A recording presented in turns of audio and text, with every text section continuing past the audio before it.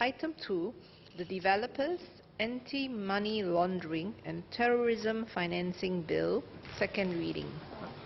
Minister. Mr. Deputy Speaker, sir, I beg to move that the bill be now read a second time.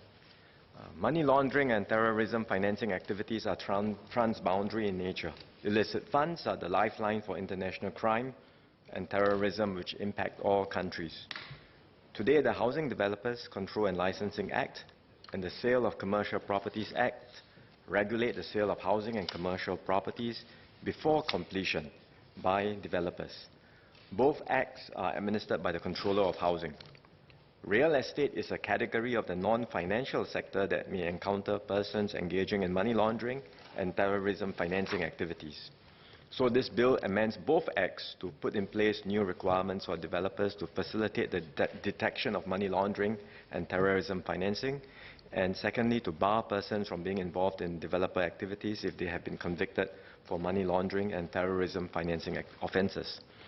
This is among the series of amendments that members of this House have made this and over the last 4 years to bring Singapore's anti-money laundering and terrorism financing regime in line with international standards set out by the Financial Action Task Force, or FATF.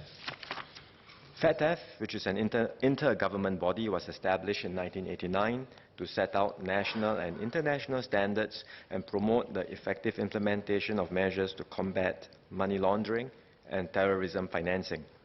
The FATF recommendations form part of the broader international financial sector standards and are recognized and used by the IMF and the World Bank when they conduct assessments of a country's financial sector. The FATF recommendations include measures to be taken under each country's criminal justice and regulatory systems, preventive measures for financial institutions and certain other businesses and professions, and measures to facilitate international cooperation.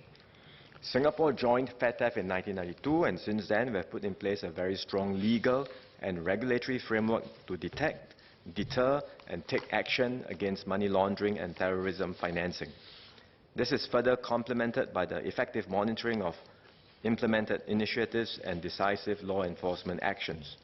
As a responsible member of the international community, Singapore has committed to periodic peer assessments to ensure compliance with the FATF recommendations, including through changes to legislation. So this bill continues this ongoing effort and will help to strengthen our levers against money laundering and terrorism financing in the real estate sector, in line with FATF's direction to strengthen the supervision of non-financial sectors.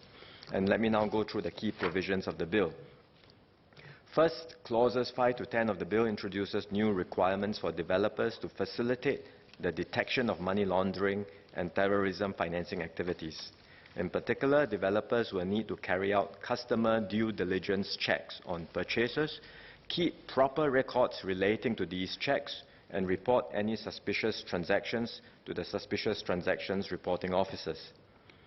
Developers will need to implement programs to train their employees and develop internal policies and controls to manage and mitigate money laundering and terrorism financing risk.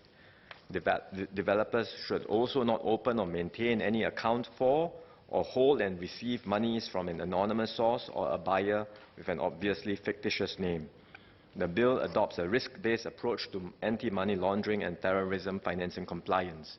Principal obligations are set out, but businesses will have the flexibility to develop procedures according to the different risks they identify using their own programs.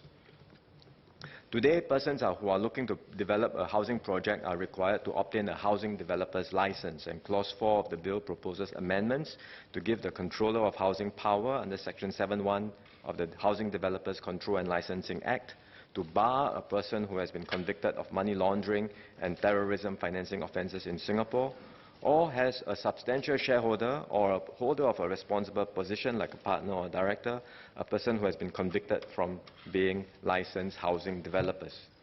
This will add to the powers the Controller of Housing already has today to refuse, revoke or suspend a housing developer's license for cases such as when the housing developer has been convicted of an offence involving fraud or dishonesty, or when it is carrying on its business in a manner that's detrimental to the interests of its purchasers or to the public.